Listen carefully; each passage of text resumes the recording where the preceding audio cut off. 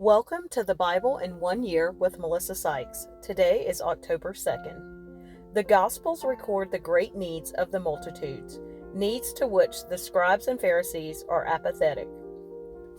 Jesus' famous sermon, see Matthew chapters 5 through 7. One likely preached often throughout the cities and villages of Israel, reveals that heaven's values are often opposite of this world's religious ideas. Jesus denounces those who assume they are blessed, the rich, self-indulgent, well-spoken of, and self-righteous. He teaches that God's true blessing rests only on those who acknowledge that they are poor in spirit, who mourn over sin, who submit humbly to God, and who begin to thirst for righteousness and justice. Jesus speaks about being salt and light. Salt preserves true righteousness, and light exposes self-righteousness and the darkness of legalism, trying to earn or keep righteousness through religious deeds. Jesus addresses people's root problem, the heart. The religious leaders disdained the masses, unless the masses were honoring them, but their own hearts were deceitful. Crowds follow Jesus. Mark chapter 3, verses 7 through 12. Jesus went out to the lake with his disciples, and a large crowd followed him. They came from all over Galilee, Judea, Jerusalem, Idumea, from east of the Jordan River, and even from as far north as Tyre and Sidon. The news about his miracles had spread far and wide, and vast numbers of people came to see him. Jesus instructed his disciples to have a boat ready so the crowd would not crush him. He had healed many people that day, so all the sick people eagerly pushed forward to touch him. And whenever those possessed by evil spirits caught sight of him, the spirits would throw them to the ground in front of him, shrieking, "You are the Son of God." But Jesus sternly commanded the spirits not to reveal who he was. Jesus chooses the 12 apostles. Mark chapter 3, verses 13 through 19. Afterward, Jesus went up on a mountain and called out the ones he wanted to go with him, and they came to him. Then he appointed 12 of them and called them his apostles. They were to accompany him, and he would send them out to preach, giving them authority to cast out demons. These are the 12 he chose: Simon, whom he named Peter, Jesus and John, the sons of Zebedee, but Jesus nicknamed them Sons of Thunder, Andrew, Philip, Bartholomew, Matthew, Thomas, James, son of Alphaeus, Thaddeus, Simon the Zealot, Judas Iscariot, who later betrayed him. Luke chapter 6, verses 12 through 16. One day soon afterward, Jesus went up on a mountain to pray, and he prayed to God all night. At daybreak, he called together all of his disciples and chose 12 of them to be apostles. Here are their names: Simon, whom he named Peter, Andrew, Peter's brother, James, John, Philip, Bartholomew, Matthew, Thomas, James, son of Alphaeus, Simon, who was called the Zealot, Judas, son of James, Judas Iscariot, who later betrayed him. The Sermon on the Mount, Matthew chapter 5, verses 1 through 2. One day as he saw the crowds gathering, Jesus went up on the mountainside and sat down. His disciples gathered around him, and he began to teach them. The Beatitudes, Matthew chapter 5, verses 3 through 12. God blesses those who are poor and realize their need for him, for the kingdom of heaven is theirs. God blesses those who mourn, for they will be comforted. God blesses those who are humble, for they will inherit the whole earth.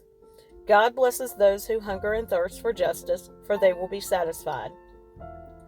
God blesses those who are merciful, for they will be shown mercy. God blesses those whose hearts are pure, for they will see God. God blesses those who work for peace, for they will be called the children of God. God blesses those who are persecuted for doing right, for the kingdom of heaven is theirs. God blesses you when people mock you and persecute you and lie about you and say all sorts of evil things against you because you are my followers. Be happy about it. Be very glad, for a great reward awaits you in heaven. And remember, the ancient prophets were persecuted in the same way. Luke chapter 6, verses 17 through 23. When they came down from the mountain, the disciples stood with Jesus on a large level area, surrounded by many of his followers and by the crowds. There were people from all over Judea and from Jerusalem and from as far north as the sea coast of Tyre and Sidon. They had come to hear him and to be healed of their diseases, and those troubled by evil spirits were healed. Everyone tried to touch him, because healing power went out from him, and he healed everyone. Then Jesus turned to his disciples and said, God blesses you who are poor, for the kingdom of God is yours. God blesses you who are hungry now, for you will be satisfied. God blesses you who weep now, for in due time you will laugh. What blessings await you when people hate you and exclude you, and mock you and curse you as evil because you follow the Son of Man. When that happens, be happy. Yes, leap for joy, for a great reward awaits you in heaven. And remember, their ancestors treated the ancient prophets that same way. Sorrows foretold. Luke chapter 6, verses 24 through 26. What sorrow awaits you who are rich, for you have your only happiness now. What sorrow awaits you who are fat and prosperous now, for a time of awful hunger awaits you. What sorrow awaits you who laugh now, for your laughing will turn to mourning and sorrow. What sorrow awaits you who are praised by the crowds, for their ancestors also praised false prophets. Teaching about salt and light. Matthew chapter 5, verses 13 through 16. You are the salt of the earth, but what good is salt if it has lost its flavor? Can you make it salty again? It will be thrown out and trampled underfoot as worthless. You are the light of the world, like a city on a hilltop that cannot be hidden. No one lights a lamp and then puts it under a basket. Instead, a lamp is placed on a stand where it gives light to everyone in the house. In the same way, let your good deeds shine out for all to see, so that everyone will praise your heavenly Father. Teaching about the law. Matthew chapter 5, verses 17 through 20. Don't misunderstand why I have come. I did not come to abolish the law of Moses or the writings of the prophets. No, I came to accomplish their purpose.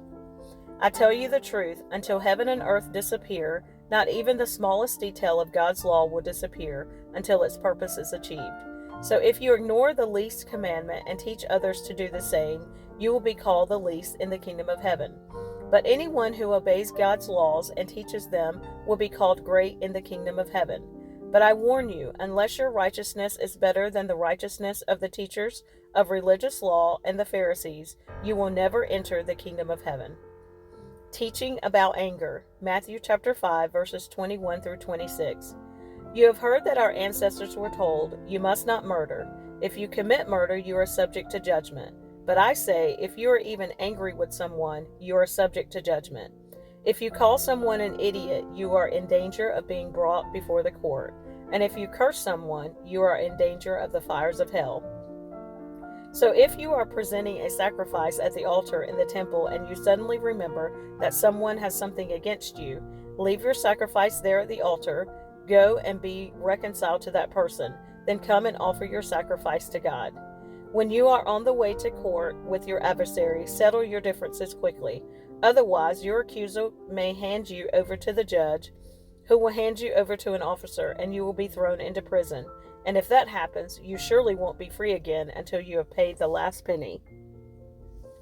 Teaching about adultery. Matthew chapter 5, verses 27 through 30. You have heard the commandment that says you must not commit adultery. But I say, anyone who even looks at a woman with lust has already committed adultery with her in his heart. So if your eye, even your good eye, causes you to lust, gouge it out and throw it away. It is better for you to lose one part of your body than for your whole body to be thrown into hell. And if your hand, even your stronger hand, causes you to sin, cut it off and throw it away. It is better for you to lose one part of your body than for your whole body to be thrown into hell. Teaching about divorce. Matthew chapter 5, verses 31 through 32. You have heard the law that says a man can divorce his wife by merely giving her a written notice of divorce. But I say that a man who divorces his wife, unless she has been unfaithful, causes her to commit adultery, and anyone who marries a divorced woman also commits adultery. Teaching about vows. Matthew chapter 5, verses 33 through 37. You have also heard that our ancestors were told, you must not break your vows. You must carry out the vows you make to the Lord. But I say, do not make any vows. Do not say, by heaven, because heaven is God's throne. And do not say, by the earth, because the earth is his footstool. And do not say, by Jerusalem, for Jerusalem is the city of the great king. Do not even say, by my head, for you can't turn one hair white or black. Just say a simple yes, I will, or no, I won't. Anything beyond this is from the evil one. Teaching about revenge. Matthew chapter 5, verses 38 through 42. You have heard the law that says the punishment must match the injury, an eye for an eye and a tooth for a tooth. But I say, do not resist an evil person. If someone slaps you on the right cheek, offer the other cheek also. If you are sued in court and your shirt is taken from you, give your coat too. If a soldier demands that you carry his gear for a mile, carry it 2 miles. Give to those who ask, and don't turn away from those who want to borrow. Teaching about love for enemies. Matthew chapter 5, verses 43 through 48. You have heard the law that says, love your neighbor and hate your enemy. But I say, love your enemies. Pray for those who persecute you. In that way you will be acting as true children of your Father in heaven. For he gives his sunlight to both the evil and the good, and he sends rain on the just and the unjust alike. If you love only those who love you, what reward is there for that? Even corrupt tax collectors do that much. If you are kind only to your friends, how are you different from anyone else? Even pagans do that. But you are to be perfect, even as your Father in heaven is perfect. Luke chapter 6, verses 27 through 36. But to you who are willing to listen, I say, love your enemies. Do good to those who hate you.